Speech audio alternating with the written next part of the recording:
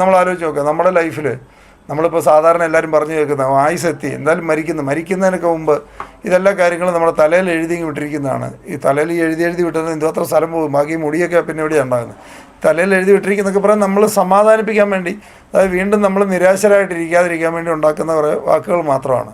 പലപ്പോഴും പല മതവിശ്വാസങ്ങളും ഒക്കെ നമ്മളെ പഠിപ്പിച്ചിട്ടുണ്ട്. അതൊക്കെ ആയുസെത്തി, അതൊക്കെ നമ്മൾ ജനിക്കുമ്പോൾ തന്നെ ഇതൊക്കെ പറഞ്ഞിട്ടുള്ളതാണ്, അല്ലെങ്കിൽ അത് തലയിലെഴുത്താണ്.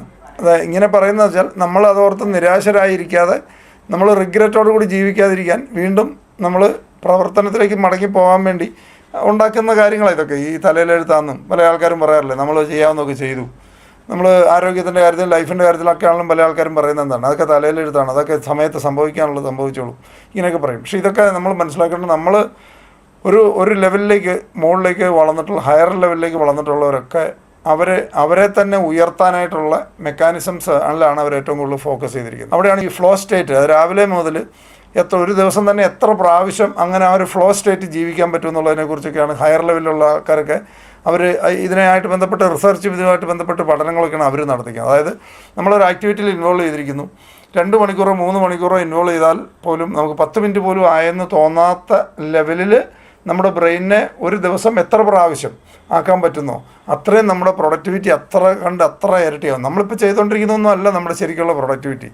നമ്മൾ പലരും അണ്ടർ പെർഫോമിങ് ആണ്. കാരണം നമ്മളിതൊന്നും ഉപയോഗിക്കാറില്ല. നമ്മൾ ജസ്റ്റ് അപ്പുറം ഇപ്പുറം ഉള്ളത് മാത്രം ജീവിക്കുന്നവർ തന്നെ നമ്മൾ അവരെ കമ്പയർ ചെയ്തിട്ടാണ് നമ്മൾ പലപ്പോഴും നമ്മുടെ ജീവിതം പോകുന്നത്. അതുകൊണ്ടൊക്കെയാണ് ഒരു ലെവലിൻ്റെ മുകളിലേക്ക് പോകണമെന്നുണ്ടെങ്കിൽ, നമ്മൾ എക്സ്ട്രാ ഓർഡിനറി ആവണമെന്നുണ്ടെങ്കിൽ എക്സ്ട്രാ ചിന്ത ഉണ്ടാവണം, ആ എക്സ്ട്രാ എഫേർട്ട് ഉണ്ടാവണം, ആ എക്സ്ട്രാ ഡെഡിക്കേഷൻ ഉണ്ടാവണം.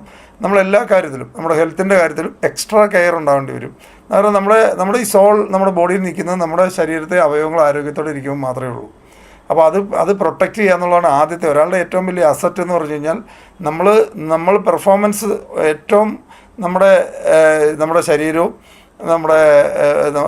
നമ്മുടെ ശരീരത്തിലെ ഏറ്റവും ഇമ്പോർട്ടൻ്റ് ആയിട്ടുള്ള ഓർഗൻസും ഒക്കെ ഏറ്റവും ബെസ്റ്റായിട്ട് കെയർ ചെയ്യുക എന്നുള്ളതാണ് റെസ്പോൺസിബിളായിട്ട് ജീവിക്കുന്ന ഒരാൾ ആദ്യം ചെയ്യേണ്ടത്. എങ്കിൽ മാത്രമേ നമുക്ക് പീക്ക് പെർഫോമൻസ് ഉണ്ടാക്കാൻ പറ്റുള്ളൂ.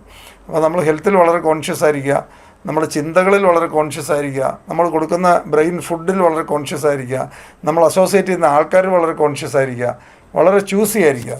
നമ്മുടെ സർക്കിൾ വളരെ ചൂസി ആയിരിക്കണം. നമ്മുടെ ബ്രെയിനൊരു ഏറ്റവും വലിയൊരു പ്രശ്നമുള്ളത് എന്താണെന്ന് വെച്ച് കഴിഞ്ഞാൽ, അവനറിയാൻ മേല ഇതിനകത്ത് ഏതാ ശരി തെറ്റ്, നല്ലത് ഏതാ ചീത്ത ഏതാണെന്നൊന്നും മനസ്സിലാക്കാനുള്ള കഴിവില്ല.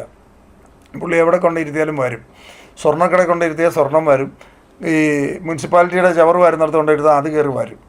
അതായത് നമ്മുടെ ബ്രെയിൻ എവിടെ കൊണ്ട് വെക്കണം എന്നുള്ള കാര്യം നമ്മൾ മാത്രം കോൺഷ്യസ് ആയിട്ട് തീരുമാനിക്കുക എന്നുള്ളതേ ഉള്ളൂ.